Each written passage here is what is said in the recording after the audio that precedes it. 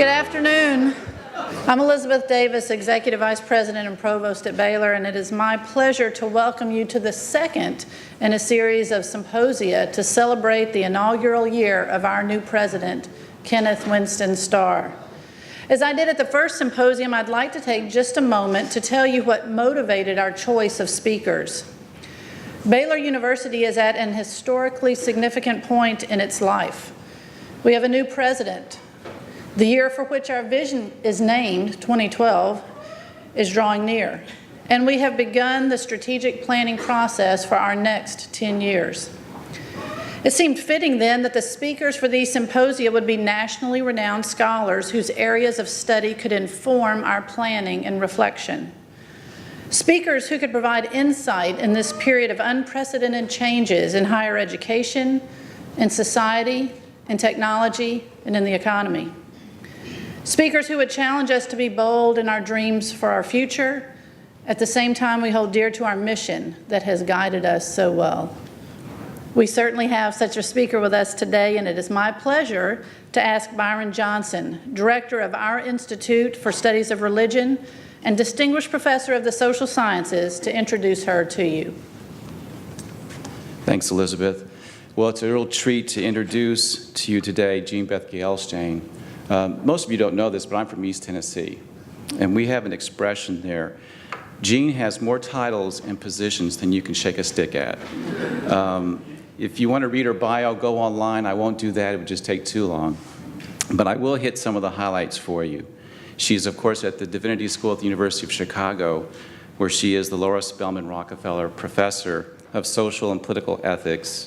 She also holds the Leavey Chair in Foundations of American Freedom at Georgetown University.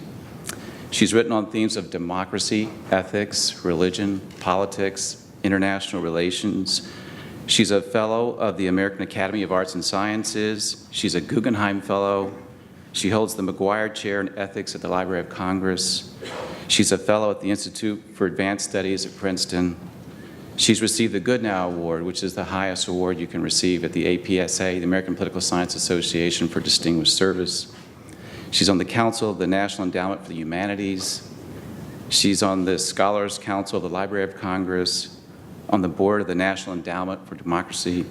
In 2006, she gave the prestigious Gifford Lectures at the University of Edinburgh. And in 2008, she was asked by the President to sit on the President's Council of Bioethics. She's only published some 500 scholarly journal articles and essays. She is clearly one of America's foremost public intellectuals, and I count her a dear friend. Would you join me in welcoming Jean Bethke Elshtain?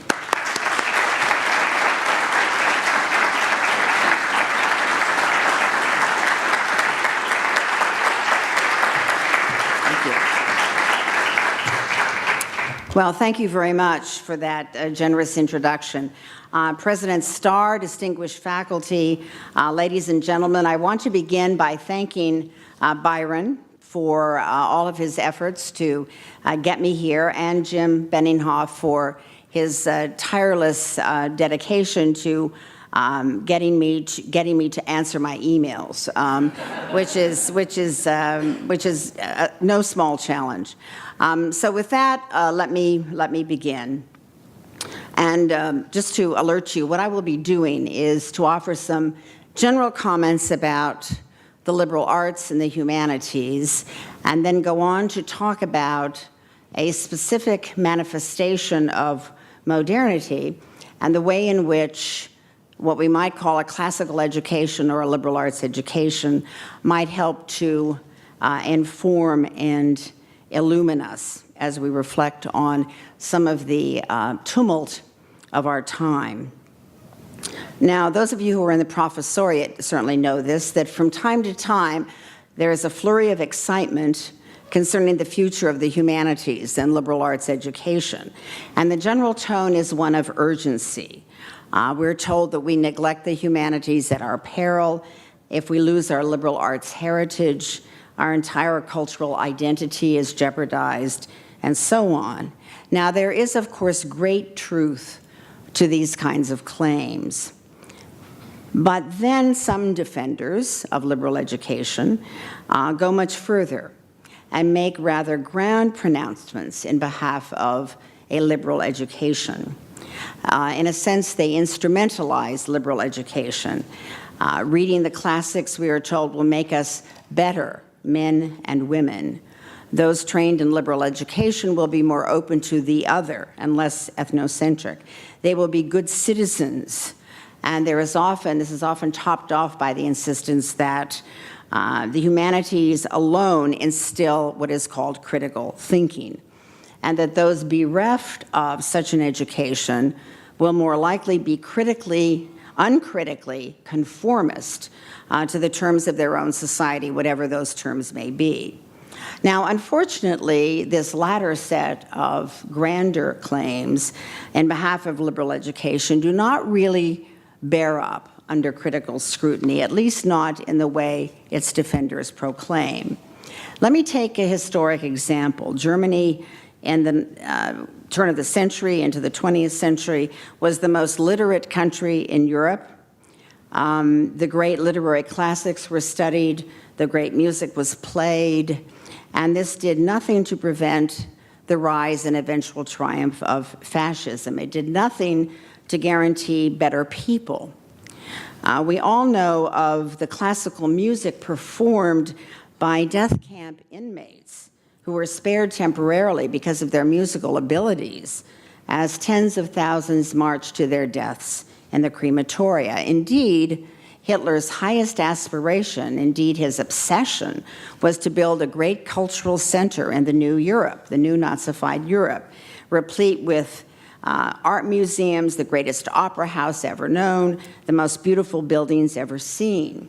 And upon entering occupied Paris for the first time, the first thing that Hitler did was to go to the Paris Opera House in order to assess the acoustics, because he wanted to create, again, this glorious opera house in a cultural center he intended to build. And invading Germans under orders seized the great works of art all over Europe from private and public collections, and their intended new home was to be one of the several new art museums being built in this grandiose new site.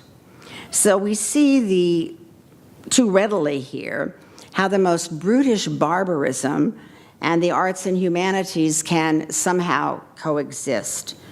And we also know something else about this terrible period of time. We know that rescuers, those who risk their lives to save Jews and others marked for destruction, and we know this from the work done by the Olliners and others, included both the well-educated and the illiterate. But what these brave souls had in common was not a liberal education, but rather a faith. That religious conviction did not guarantee, obviously, that you would be a rescuer, that you would join those ranks, but without that faith, it was a near certainty that you would not extend yourself in this way. In other words, we should not look to the liberal arts to save us or anybody else. For that, we must seek elsewhere. But can the humanities, even if they can't save us, as some seem to suggest, can they illumine, can they teach, can they sustain in some powerful ways?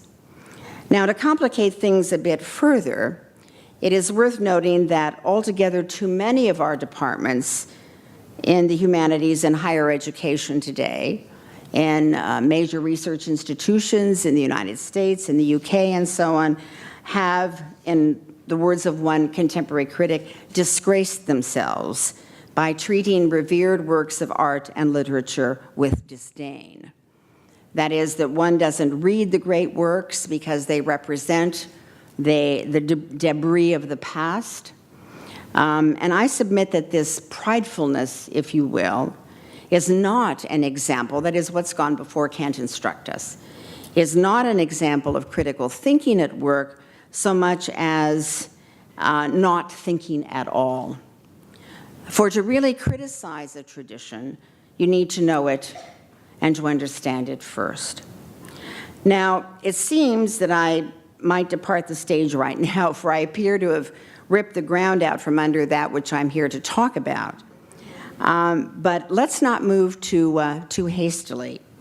What I propose to do at this point is to pick up a central theme from my recent book called Sovereignty, then a colon, God, State, and Self, and to refract our study of the humanities through a certain lens.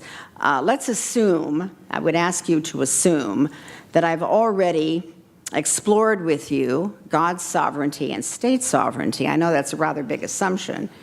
And that we have now arrived at the sovereignty of selves, the notion that the self is self-sufficient, is a law unto himself or herself, is the master of his or her own house.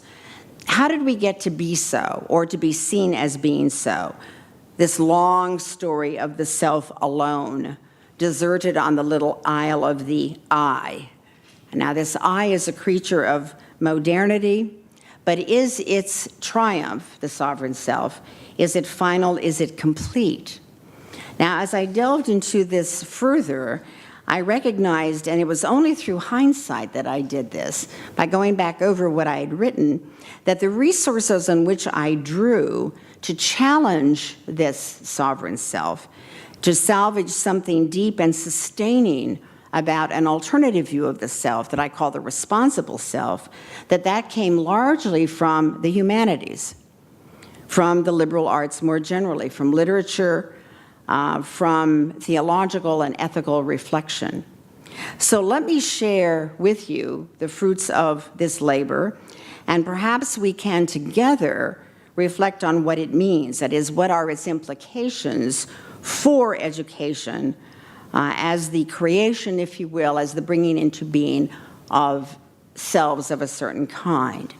So if we look to liberal education to somehow save us, then we're looking in the wrong place. But this doesn't mean that it can't, in some ways, illumine and sustain and teach us.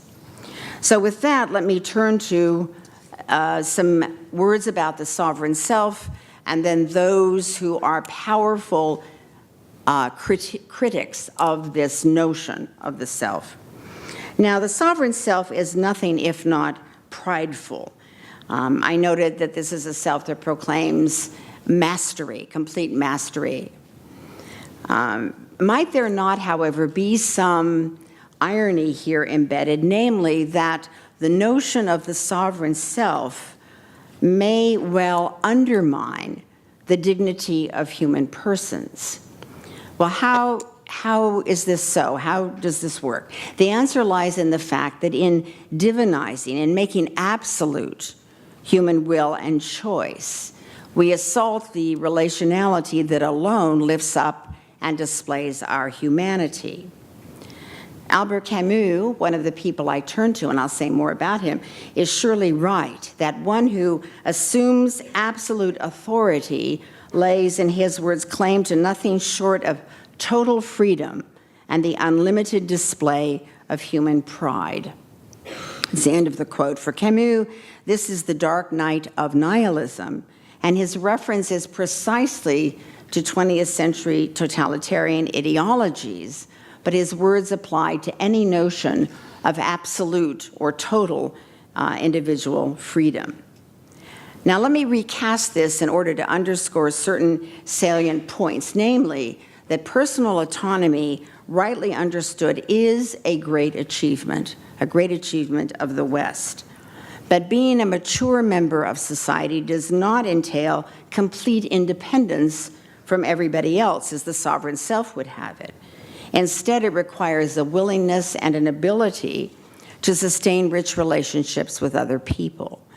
Given the historic achievements of some notion of self-sovereignty, as well as its dangerous excesses when man decides he is godlike, we need other sorts of selves to forestall the worst. So where do those other sorts of selves come from?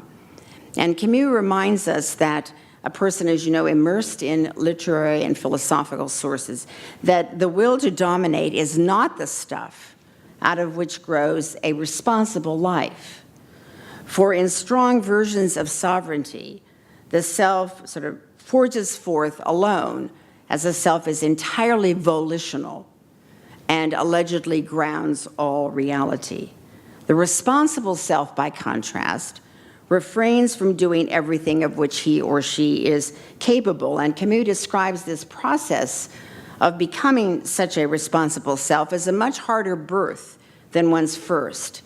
He says to be born as a child and then to be born in harder childbirth, which consists of being born in relation to others. That's the great and difficult human task.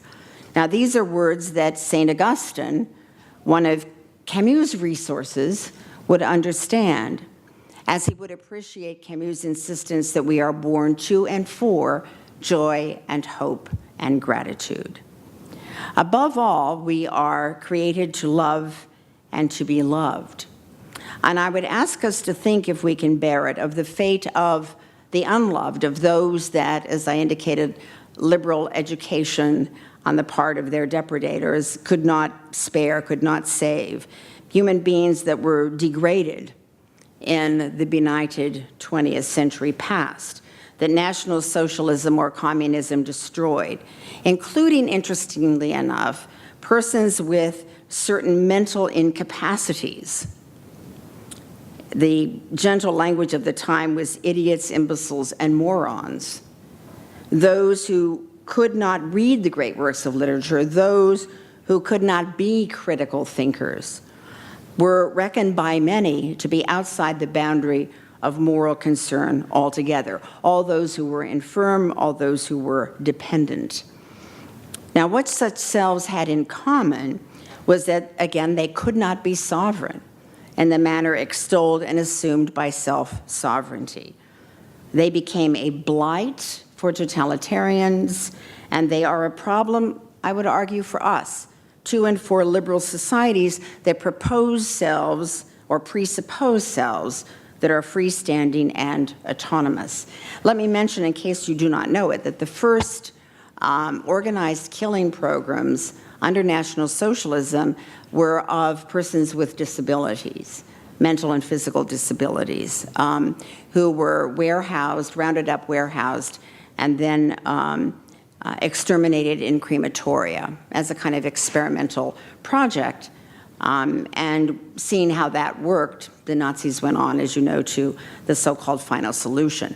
But it was under this sort of ranking of categories of persons that they first began their murderous project. Now, in our society at this moment, and in Western democracies in general, we are pursuing a paradoxical project. We are more aware of those with physical and mental disabilities. We want to provide them access, yet at the same time, many of our most enthused about projects aim at creating a world with no such persons in it. We will genetically engineer them away. We will find a way to perfect the stuff of the human race. In the meantime, we can eliminate them through selective abortion, which is the fate of about 87% of Down syndrome pregnancies in the United States today. And all of this with no apparent regard for how persons with disabilities might come to the conclusion, indeed they have, that so-called right to die statutes and other sorts of measures are a way to proclaim a right to eliminate non-sovereign selves, either those who were born as non-sovereign selves or who have become such. So where do we look for alternatives to this way of thinking that could, in the name of compassion, in the name of easing suffering, in the name of creating a better and more perfect world, could slate certain categories of people for destruction or disappearance?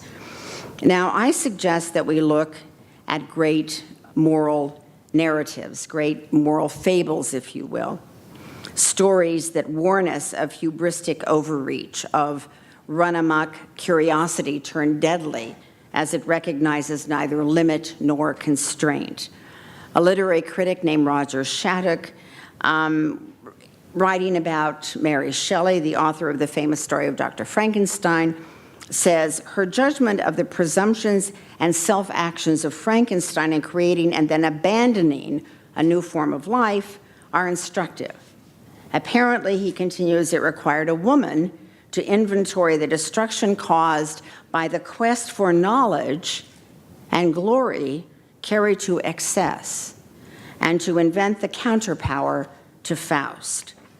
I'm not sure it absolutely requires a woman, because we find a similar motif and a warning in the story of Jekyll and Hyde by Robert Louis Stevenson.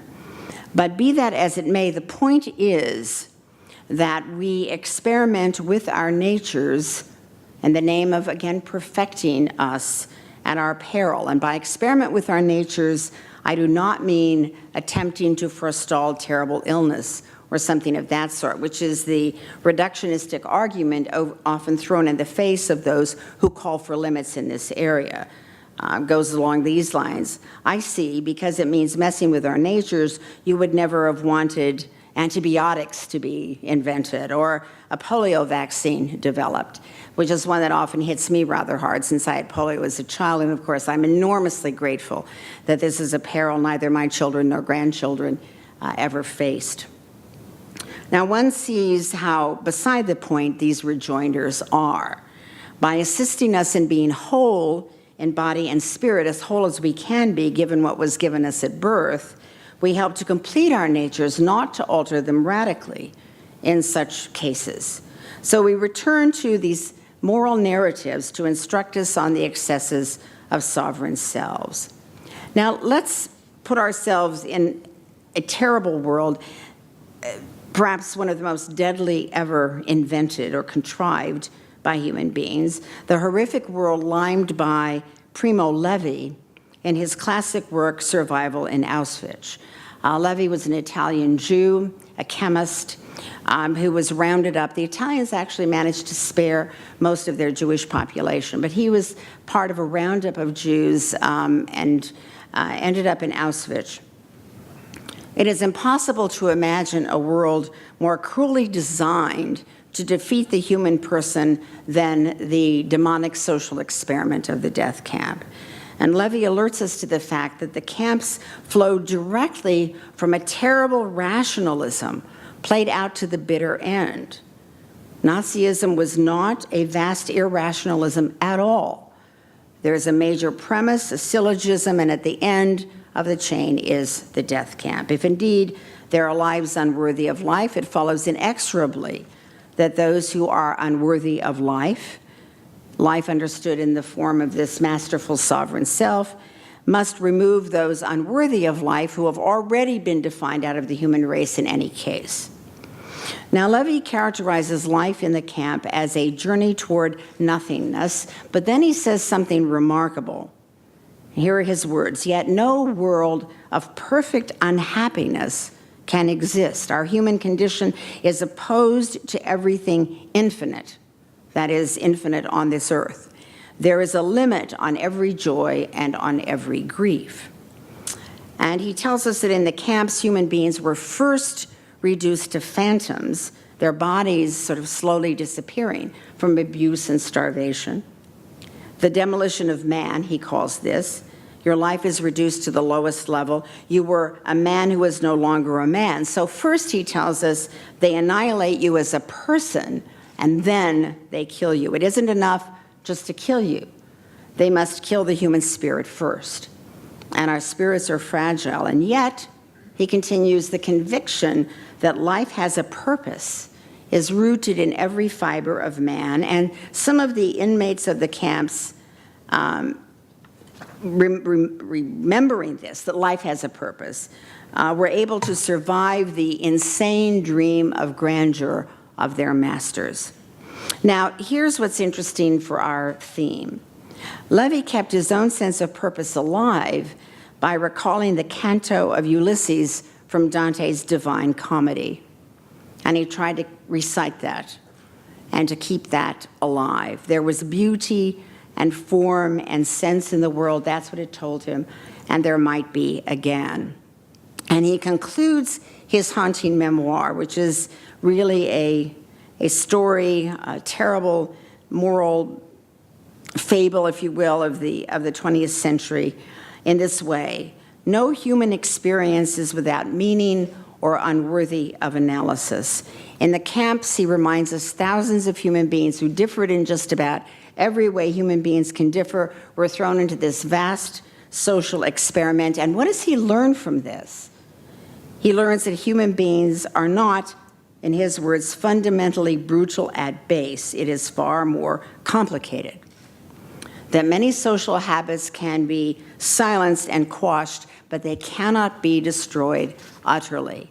That somehow recalling the beauty and the form of Dante helped to remind him of that lesson.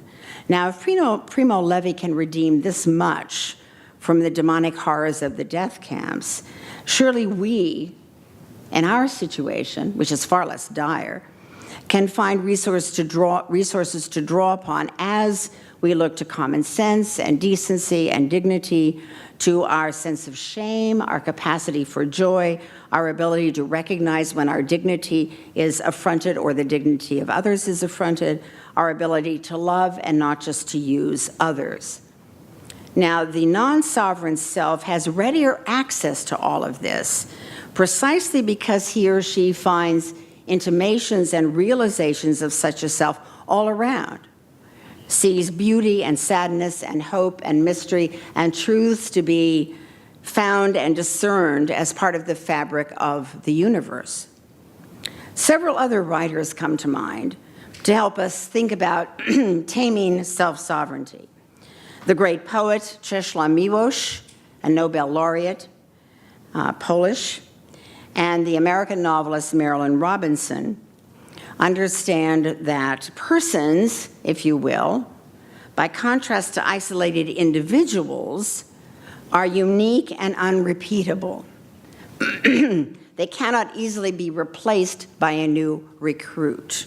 That the term person in its etymological base actually suggests a relational self.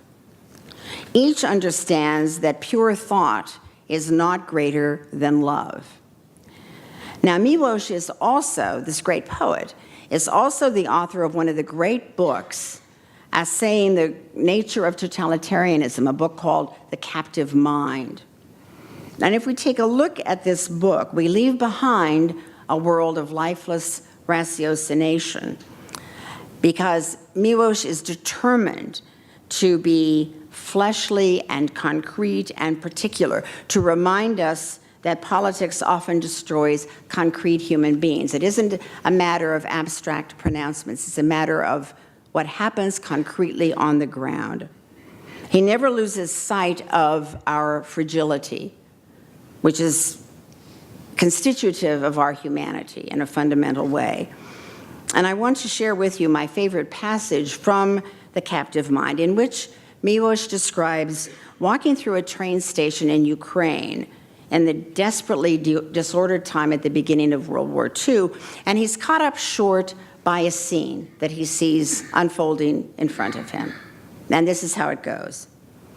A peasant family, husband and wife and 2 children, had settled down by the wall. They were sitting on baskets and bundles. The wife was feeding the younger child. The husband, who had a dark, wrinkled face and a black, drooping mustache, was pouring tea out of a kettle into a cup for the older boy. They were whispering to each other in Polish. I gazed at them until I felt moved to the point of tears. What had stopped my steps so suddenly and touched me so profoundly was their difference. This was a human group, an island in the crowd, that lacked something proper to humble, ordinary human life. The gesture of a hand pouring tea, the careful, delicate handing of the cup to the child, the worried words I guessed from the movements of their lips, their isolation, their privacy in the midst of the crowd, that is what moved me, and for a moment, I understood something that quickly slipped from my grasp. Well, one might suggest that what he had understood was something about the fragility and the miracle of the quotidian, of the everyday. Miłosz is rightly celebrated for capturing such moments in his poetry, moments that quickly slip or threaten to slip from our grasp. His poems, he tells us, are encounters with the peculiar circumstances of time and space.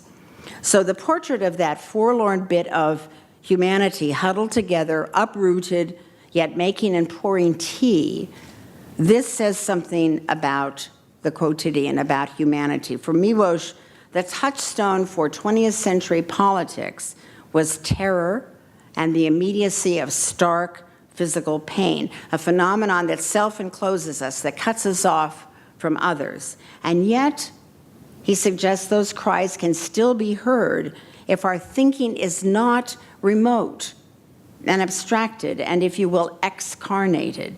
We can still acknowledge the delicate rituals of this family making tea. Now, the 20th century mind was susceptible to seduction by socio-political doctrines that abstractly dealt out death. The 21st century has already treated us to examples of the same.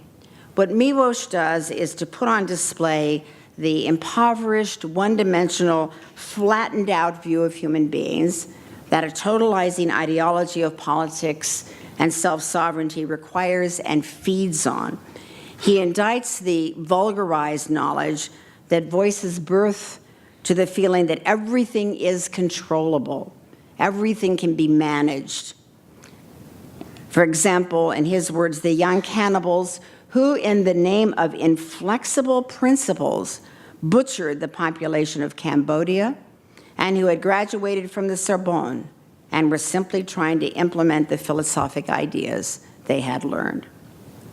Now let's turn to the award-winning novel Gilead by Marilynne Robinson. I'm sure some of you have read it. I see some people nodding.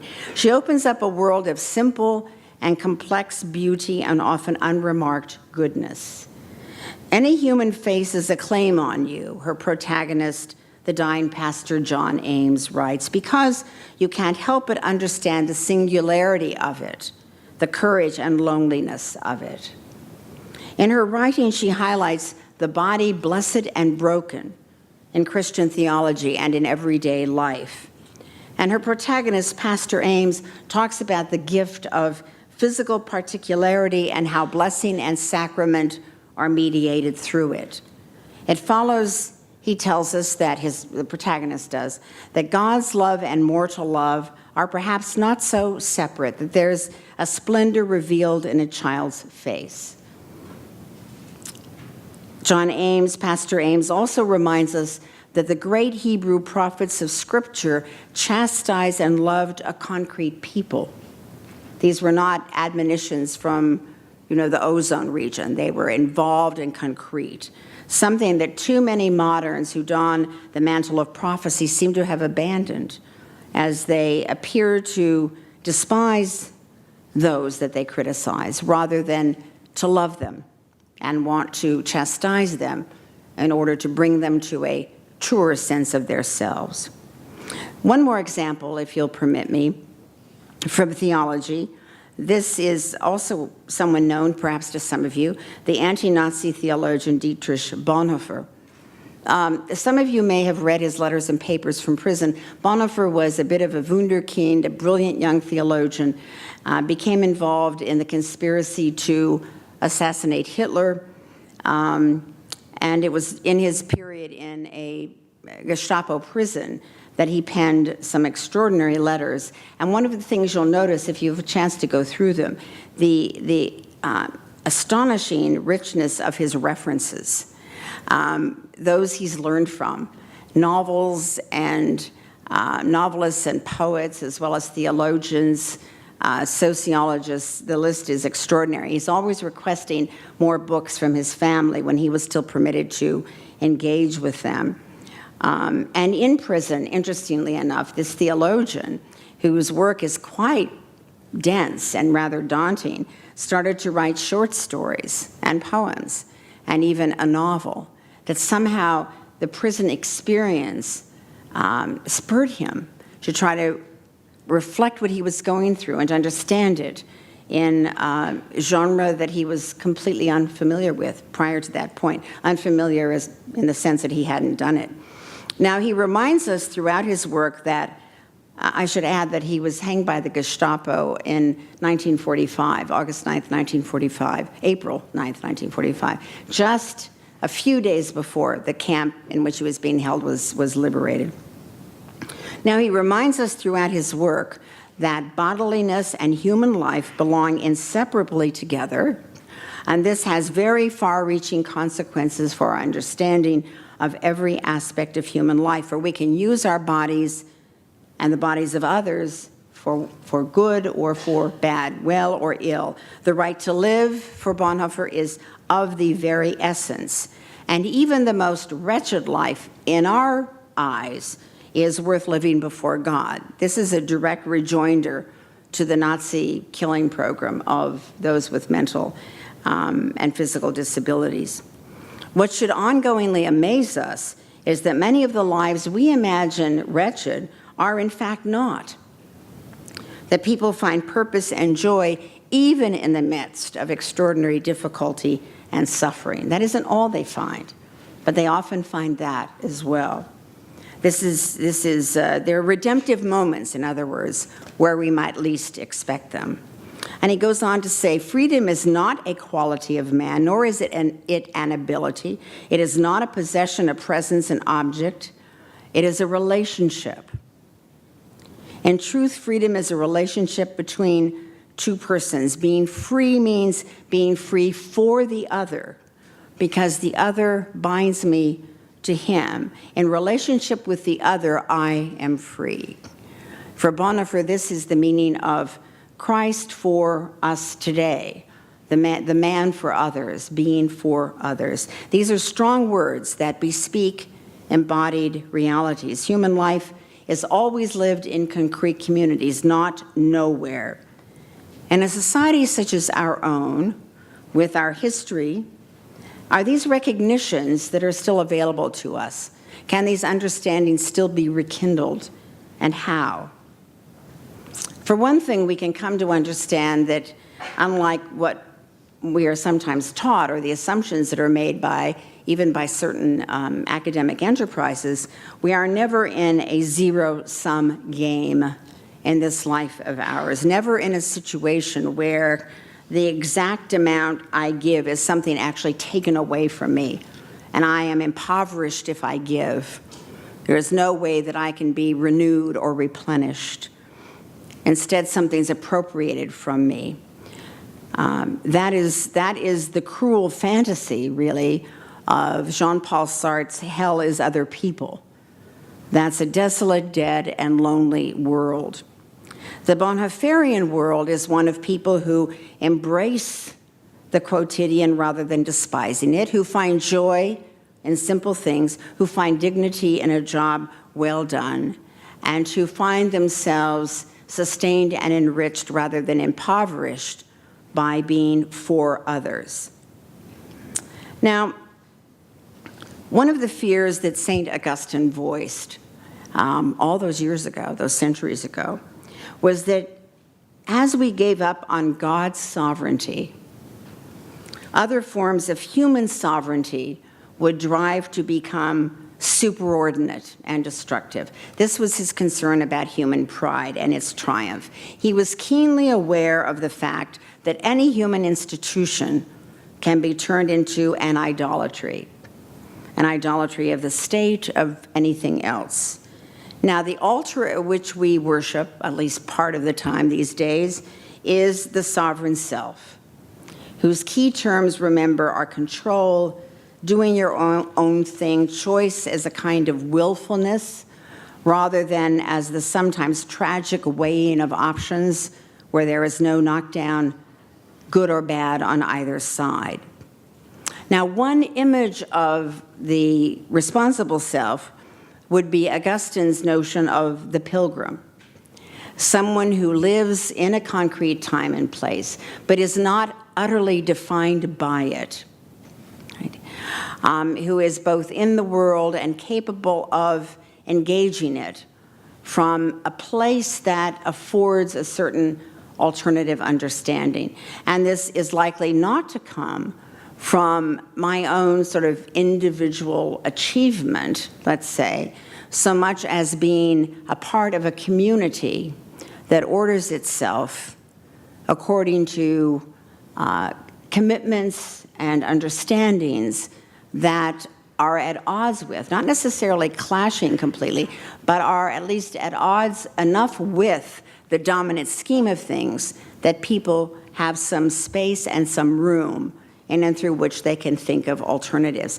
You might go back, if you're interested in these kinds of things, to an oldie but goodie, to a classic by H. Richard Niebuhr, Reinhold Niebuhr's less famous brother, a theologian, who wrote a book called Christ and Culture. And he goes over 5 different ways in which Christ has been understood in relation to culture. And one view is the Christian wholly against culture, just turning your back on it, because it's bound to be so wicked, you'll just become evil by engaging it. Another is to wholly immerse yourself in the culture and assume that simply by being a Christian all by yourself, you can bring about some salutary change. And then there are some in-between positions, and one of these, I won't go over all 5, but one of these is the understanding of an engagement with culture, a certain kind of critical engagement. Again, not from some stance of sort of abstract epistemology, if you will, but rather from living within a number of different communities, not just defining yourself in relation to one dominant entity, let's say the state, but within the framework of church, of family, and so forth, so that you are not totally defined by the dominant terms of the social order. Does that make some sense to you? Now, let me turn to, so you don't opt out. You don't flee into a realm that seems theoretically removed from social and political life. You can't do that. You might not be interested in politics, but politics is definitely interested in you. And there's simply no way that you can get into some world of which politics is not a part. Now, I want to turn to some final thoughts from Albert Camus, whom I've already referenced a few times, who, by the way, stoutly rejected the label existentialist for himself. He understood our indebtedness to those who had gone before, those who had crafted possibilities for a self-reflective culture. He condemned a world of moral relativism and absolute nihilism that had emerged in modernity. He indicted philosophies that were used as goads or alibis for abstract mass murder. He indicted those who took refuge in ideologies and erected slave camps under the flag of freedom. And in his great essay, The Rebel, he writes, and let me just mention here the fact that Camus is an unbeliever. He's not an atheist. He said, I'm not an atheist. Don't have that kind of dogmatic certainty. But I'm an unbeliever, but he was an uneasy unbeliever who was in a lifelong dialogue with Christianity. So there was this complex sort of dialectic of skepticism and faith that he was engaged in. So these are his words. If we believe in nothing, if nothing has any meaning and we can affirm no values whatsoever, then everything is possible and nothing has an importance. There is no pro or con. The murderer is neither right nor wrong. We are free to stoke the crematory fires or to devote ourselves to the care of lepers. Since nothing is either true or false, good or bad, our guiding principle will be to demonstrate that we are the most efficient. We are the strongest. And that is the only measure of success. So Camus here sketches a world of a kind of will to power triumphant. And how does one tell the story of this triumph? It is nothing less, he tells us, than the history of European pride. And rebelling against a world that is cruel or murderous or systematically unjust, Camus' authentic rebel, this is another variation on the responsible self, observes a limit. He affirms the existence of a borderline, that there are limits, and that he respects and wishes to preserve the existence of certain things on this side of a borderline. One example of that would be that not everything should be politicized, that not everything should be defined by a political ideology. You shouldn't have a totalizing project of that sort. There are things that need to be kept apart from, like friendship and family love and so on, not reduced simply to a political equation.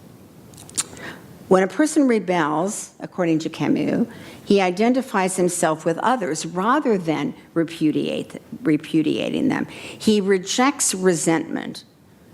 He rejects envy of what one does not have.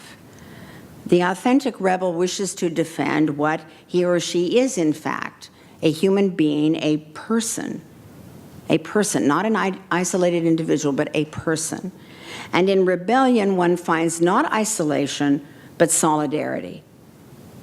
So strong is Camus' claim in this regard that he declares that anyone who claims the right to destroy this solidarity, someone who does that, loses the right to be called a rebel in his understanding and becomes instead acquiescent in murder. For rebellion must respect the limit it discovers in itself, a place where minds meet and in the meeting begin to exist. I rebel, therefore we exist. And the alternative, he says, is the negation of others, the suppression of pity. And the story of totalitarian societies, that terrible period that had just been passed through in Europe, is a story of unbridled freedom to kill. The nihilist, he tells us, becomes godlike, a kind of perverse rival of the creator. I am death, the destroyer of worlds. Not the creator, the destroyer of worlds. And hatred of the creator is transmogrified into hatred of creation. Now, Augustine and Camus come together, surprisingly enough, in an answer to what happens to people who live without grace and without justice, and nihilism supplies this answer, this frenzied will to power triumphing. One more quote from Camus, if you will indulge me. Absolute revolution presupposes the absolute malleability of human nature and its reduction to the condition of a historical force. But rebellion is a refusal to be treated as an object and to be reduced to simple historical terms. It is the affirmation of a nature common to all which eludes the world of power. Now, selves that are less than sovereign, I think, are more open to these kinds of recognitions, are better able to live with such complex thoughts and possibilities. It is far easier to be comfortably sovereign and in control. But then I would submit one lives in a kind of dream world that will one day fade or crash to bits, as all dreams of incandescent glory can and must. Selves immersed in the world and with and among their fellow human beings, within a relational ecology, affirm and respect and find joy in life's everydayness and in its simple tasks and pleasures. So love may not be all we need, but without it, for all our erudition and learning, we are not but husks sort of rushing onward into the abyss. And on that cheerful note, I thank you for your attention. Thanks very much. Thank you.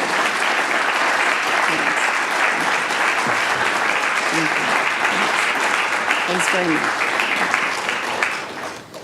We'd like to take a few moments for some Q&A. So we invite you to stay around and ask questions here. And sure. While we're getting this, your seat together, I'd like to, I don't know if you know this, but we end our mission statement with Baylor University is a caring community. And so the words that you have provided us here are really important to what we need to think about at Baylor. So thank you. This was perfect. Thank you very much. I hope so. Thank you.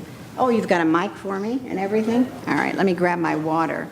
I'm going to give my leg a little rest, if you will permit me. Okay, I think we're set up. And we have microphones. Is that right? Yeah. So as you identify who you would like to speak to, we can get a microphone to that person. Yes, President Starr.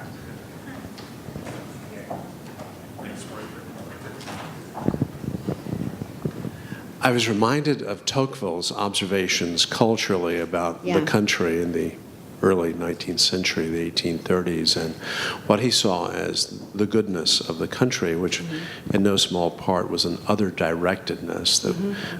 The community was filled with people who cared about one another, and there really was a strong sense of community. Jefferson, of course, would identify that with a more rural, agrarian lifestyle and culture as opposed to the evils of the city. Any comment on that? The difficulty of finding community in an environment where one is bowling alone or is in the lonely crowd. Well, I have two kinds of comments on that, if I may. The first has to do with Tocqueville's own observations, and then the second about where does community exist today, if you will. First, about Tocqueville's observations, it's important for us to also remember the warnings that Tocqueville offered in his great work. We often drop off that part of it because it's a bit depressing. We like the observations about people, this thirst for civic associationism and so on. That's talked about and cited, but we forget that Tocqueville also warned about a bad kind of egoism and its possible triumph as people become. I see Mary Nichols nodding in front here, and she knows Tocqueville very well, and so if she starts to go this way, I'll know I'm in trouble. So he observed that there are these different strands that cohere to create this complicated American project.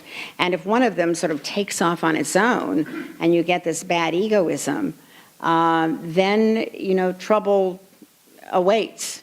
Because people, and he describes it in very forbidding language, people become strangers to one another, not necessarily enemies, but strangers to one another. And rather than being neighbors, they are strangers, and strangers become sort of frightened of one another, and they're more likely to look for external sources of power, the state, we might say, to try to, keep things in place, rather than order emerging as a result of, our work together as citizens and as members of communities. So we should always take those warnings to heart as well, because I think he saw very clearly the complexity of the American project and the fact that it is, again, is held together in a way that is sturdy but also potentially fragile if, and this gets me to the second part of my response, if these strands of community are completely unraveled. So where does one find community today? I mean, it's a difficult issue because our lives have changed so profoundly. Post-World War II, as we had the movement to the suburbs, as people became far more mobile, we had the breaking up of traditional communities and familial clusters. And you all know that history. And you had sort of fragments of communities as people were split off from the wider sort of social ecology, as I've talked about it, in which they were at one point nestled. Certainly, the places that have remained robust relative to the rest include America's churches, America's houses of worship, although there's fragility there as well. I won't go into that right now. That's one place in which people find community, and there are all sorts of other ways people search for community. But I don't think what we now call the self-help group, it's not the same thing. That's a focus on myself in front of other people, with other people. It's not the same as this responsible self I've been talking about, being the self for others. Instead, the focus is on me. There's still, I think, a wellspring of generosity and sociality in the American people that's very powerful. And again, how is it sustained? Through faith, through not all families, but many families, through not all education, but some education. And I'm not quite sure where else to look for it, to tell you the truth. I think perhaps in certain educational institutions, you can have something that could be called in some meaningful sense, a community. I once taught at a big public institution, the University of Massachusetts in Amherst, huge place. And when I would get a memo from, the dean or a provost and someone say, dear member of the community, it's like, this is not a community. This is a very conflicted sort of transactional institution, where people are always sort of in some kind of uproar over who gets what, when, where, and how, and so forth. So it wasn't a community. And instead it pushed the other way, towards anomie, if anything. But I think there are some places where young people are educated that function in a different way. From what I've been told about Baylor, there seems to be more community here than at many other institutions of higher learning with which I'm familiar. So that can be sustaining, but I'm not sure where else one looks. And it's at one point even political parties provided that. They were important institutions, and people were held together through shared commitment. But that's all sort of melted away in the era of, the internet and kind of political freelancing and so forth. And the new technologies, I think, push more in that. Although we want to be connected, it's a thin connection rather than a robust sort of thick connection that would be sustaining through, troubles as well as good times.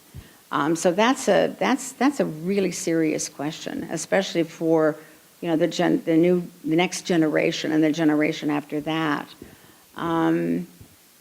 where there seems to be, and then I'll stop. But there seems to be a kind of a deep desire for connection. And yet there's also this preparedness to just turn it off. You can, if something is going the way you don't want it to, just disconnect. And real communities don't work like that, as you know. That's not the way they function. So anyway, I could say more, but I will. You unleashed a torrent. I will stop right now. Yes. I really appreciated your talk. Thank you. I really enjoyed some of the references you made to Germany and the rise of culture and the fine arts there. Yeah. I read an article on the cover of The Guardian in the UK this weekend, I think it was on Sunday, saying that 250 libraries are slated for closure in the United Kingdom within the next 12 months. And I think something like 50% of the libraries in Oxfordshire alone will close. And that's coming on the heels of an announcement that 80% of funding to universities in the UK will be cut to humanities programs. What do you think about all of this for the future of culture here as well as in Europe? Where are we headed? That's, in an era of constraints and budget cuts, where are we headed indeed? I should have noted, and did not, that one of the glories of the American Republic historically was the creation of all these libraries. You go to these little tiny villages and the out-of-the-way places, and there's the library, and thanks to Andrew Carnegie, for the most part, who put all of his fortune into building libraries and little public libraries. But those were such enormously important places for people who did not have especially who did not have formal education, to discover precisely the forms of illumination that I suggested the liberal arts and humanities might provide. If they're not salvation, what do they offer? And that's what they offered. Also, libraries are genuine public goods. I mean, they're available to everyone without distinction. And in a situation where you have social inequalities, differences of profession and of income and all the rest, it's important that we have access to certain public goods, places that we can go, whether we're well off or not, as the case may be. And closing down libraries means one of those great public goods is shut off. I have great sympathy for those who have to make these kinds of decisions, in a situation where they're have radically reduced revenues coming in and radically expanded expenditures, things going out.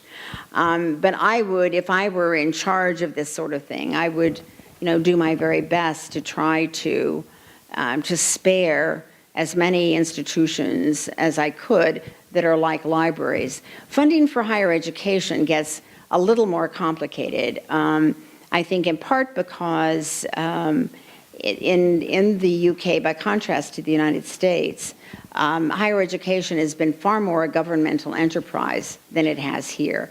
The folks in Europe don't spend as much of their own money on the goods we're talking about. They don't have the same philanthropic tradition that we do. So it's, I think that it would be great if there could be more tapping of, there could be a kind of revivification of some notion, a more civil society notion, that those of means should step forward. Why couldn't they start to save some of these libraries? They're great fortunes in the UK and elsewhere. Save some of these places, do some of this work, help to fund some of the programs.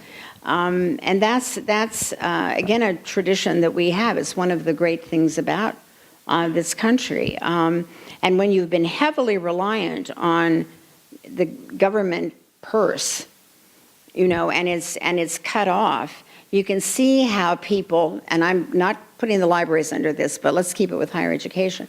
You realize that they feel completely entitled to have all these things paid for, all the way through. And that's, it's hard for them, then when that's not going to be the case or when tuition is raised. So that's just a new reality in Europe, because it's happening not only in the UK, as you know, that they're just going to have to live with, because Europe is in considerable trouble. They have a dwindling population. They have a real birth dearth, as is being called. People are not having children. So you've got an expanding number of folks reaching older age, more expenditures for pensions and health and so on, and many fewer people paying into, as I said, revenues. So if things are bad now, I'm afraid that they're only going to get worse. I'm not quite sure how that's going to get sorted out. The only populations in Europe that are having babies, that are above the basic sort of replacement rate, which isn't happening throughout Europe, they're not even replacement, are the immigrant communities. Otherwise, you have births way below replacement level. And what that does over time, there are some analyses of this and the kind of society that you might expect to see. And one of the characteristics of it is an astonishing sort of stripping away, again, of relationality.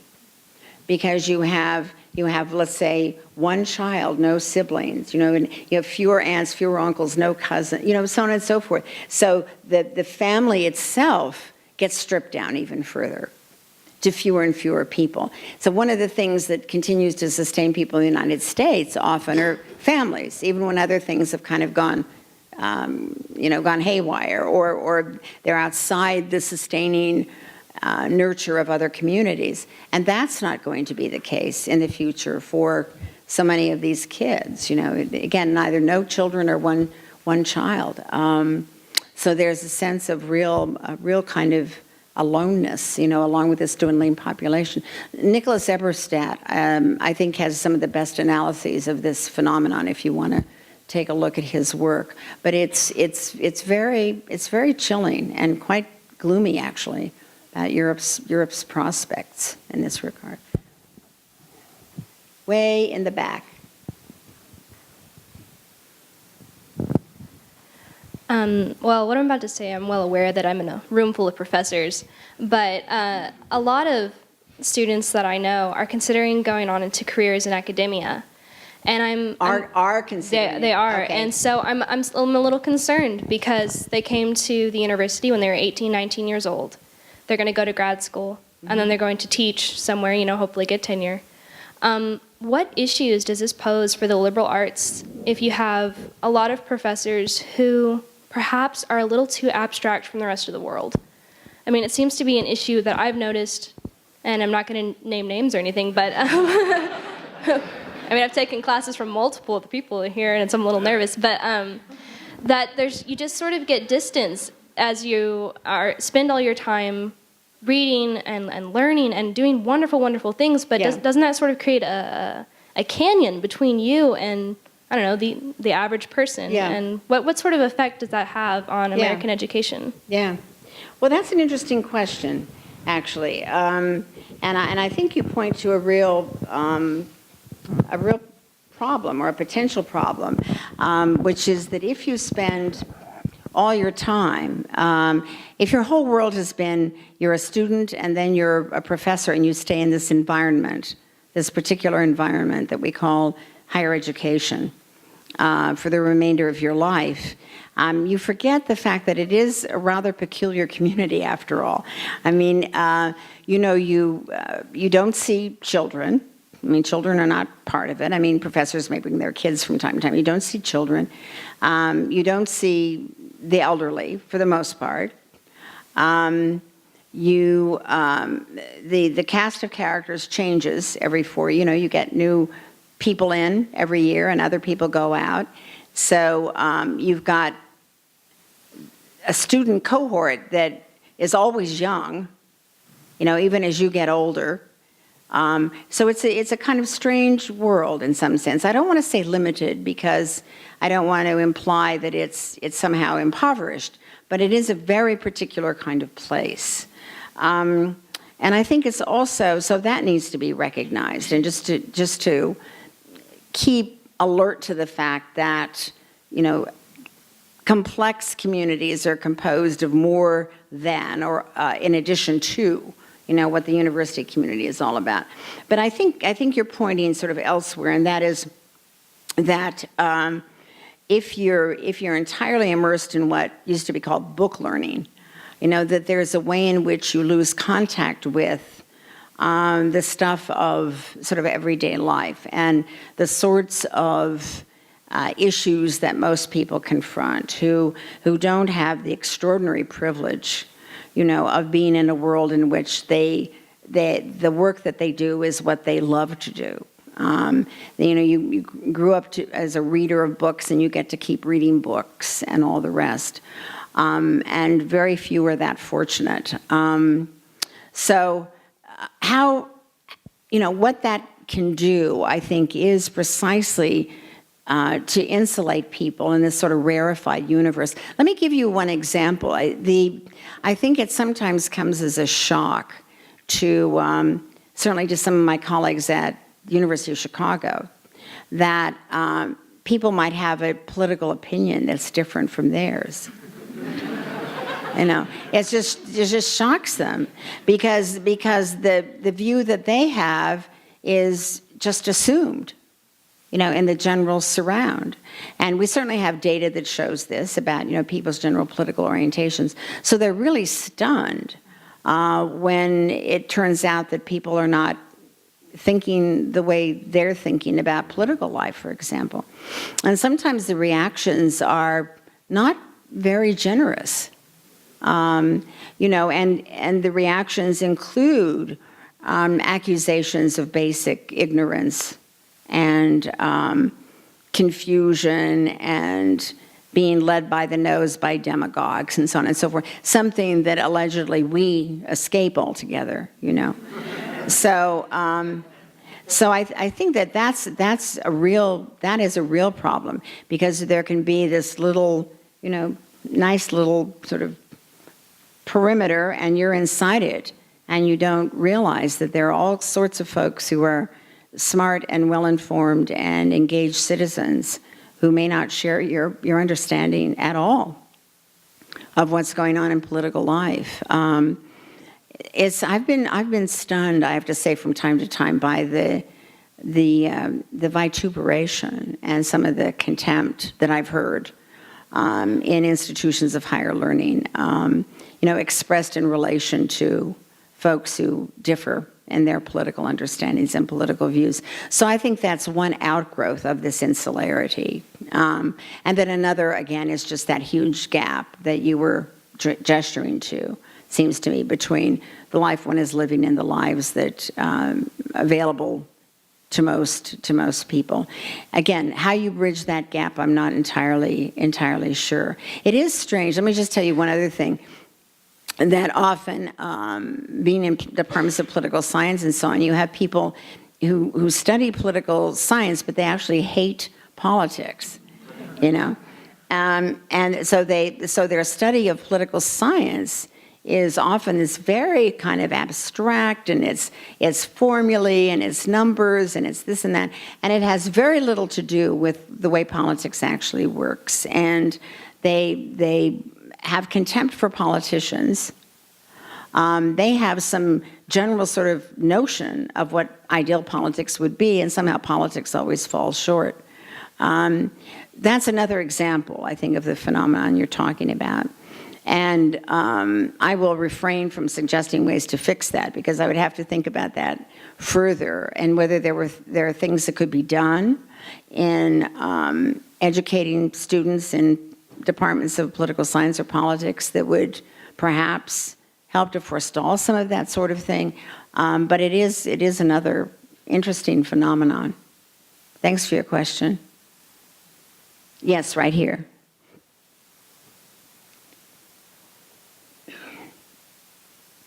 I was wondering if you could say more about how the discourse on the responsible self could apply in the arena of international politics, where the will to power seems to be the dominant feature, and where, as you mentioned, students are still taught in the Department of Political Science about politics being dominantly power. So I was wondering where this responsible self fits into that larger framework. Yeah, that's a very interesting challenge, because as difficult as it is to think of the responsible self within the framework of communities or even citizen obligations, it's much harder to do when you put things into an international context, where those doing the engaging are usually states and not, you and I in relation to one another. But that said, let me move a couple of ways in responding to you. One would be that another feature of our time, if you will, of the last 3 or 4 decades, has been the explosion of NGOs, of groups that are international in their scope and in their mission. So there are all sorts of ways that people can engage, as never before, in an international context, and actually make direct contact, hopefully as responsible selves, with those in other societies, and approach them from a stance of some humility, hopefully. I'm not there to sort of dominate, but I'm there to see about the ways in which I might serve, or might help to protect, if you will. As you know, there's a new sort of international norm that's been articulated called the responsibility to protect. R2P is the shorthand for it these days, that emerged shortly after 9/11, actually, and because of all the attention, and rightful, on the terrorist attack and so on, it sort of fell by the wayside. But it's starting to play a very interesting role in reflections on international relations. And what this responsibility to protect a norm articulates is a responsibility on the part of the international community to protect those who are victims of systematic and egregious and continuing violence. This is post-Rwanda, where, looking back, as you know, the United Nations expressed considerable remorse about its inaction on that occasion. And there were other instances, terrible situations of ethnic cleansing, Bosnia, where you saw these horrible photographs of Dutch peacekeepers, UN peacekeepers, who were not permitted under their rules of engagement from stopping, young men and boys being hauled away, Muslim men and boys being hauled away to be slaughtered. Couldn't engage and try to stop that. So the view was something has to be done about this under the theme of, humanitarian intervention. It's sometimes called rescue, but it's fascinating that the term that came to mind as people were working on this was responsibility to protect. Now, those who are called upon to do this are states, because states have the means, not all states, but some states, to intervene in these situations. Only states. NGOs can't really do that kind of work, and so on. And where does the burden get placed? Well, unsurprisingly, if you look at the way this has all been sketched, if the international community, in the form of the United Nations, refuses to act or is prevented from acting, which is almost a dead certainty when you get to the Security Council and the possibility of a veto, who's supposed to act under this norm of the responsibility to protect? Well, then another state or coalition of states who agree to this norm and who themselves have the capability are called upon to act. So that's the way in which responsibility has been explicitly articulated at the present time, and it does put a disproportionate burden, obviously, on the shoulders of some to act in behalf of others. But that's simply the reality of the world we live in today.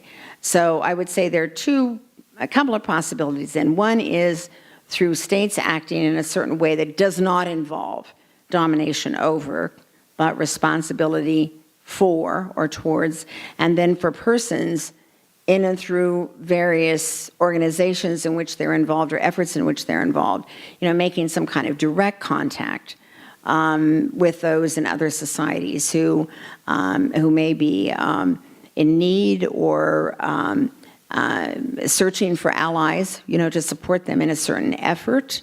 Let me give you one quick example, and then I'll stop. And that is, I was in contact with a group called the Mothers of the Disappeared in Argentina when, in the late 70s, early 80s, these were mothers who had lost their children to torture and maiming, and the kids most of the disappeared had been killed.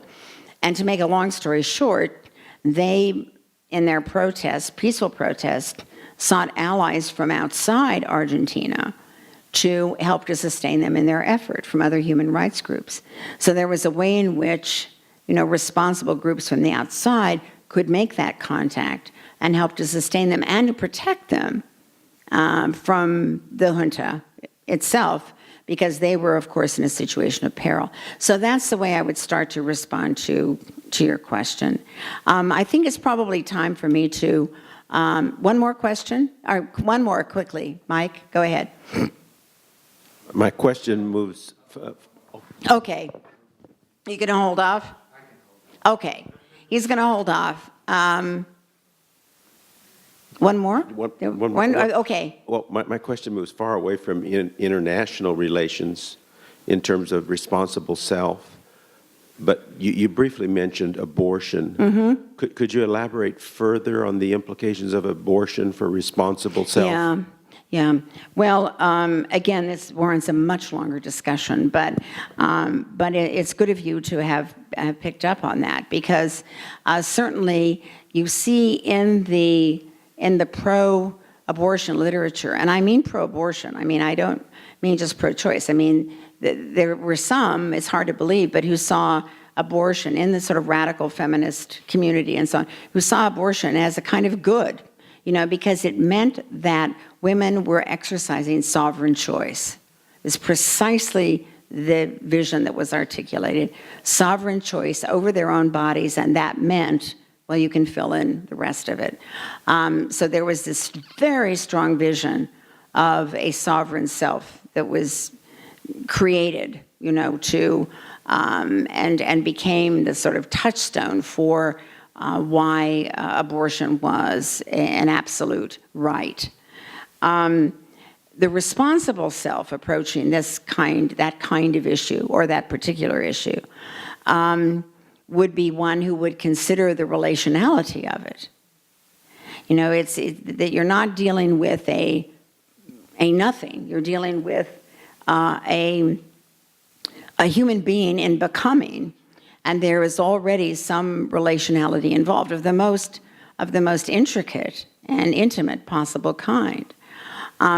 So thinking about that in relational terms obviously sets up the moral dilemmas of abortion in a very different kind of way. There's no moral dilemma for the sovereign self in this area, none. I mean, it's just whatever I will to do, I do. But with a responsible self, by definition, there's going to be a moral dilemma, and I think that's as it should be, with something as grave, morally grave, and significant as abortion. So that's where I would begin to articulate the differences and where the responsible self would go. Okay, thanks so much, everybody. Thank you.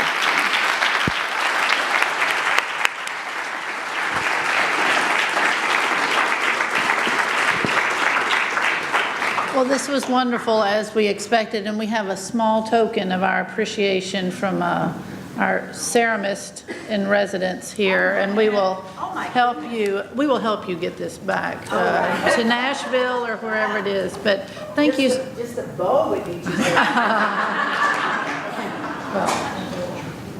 But thank you again. This was wonderful for us, for our community, and we feel honored that you would be here for this. Thank you so much.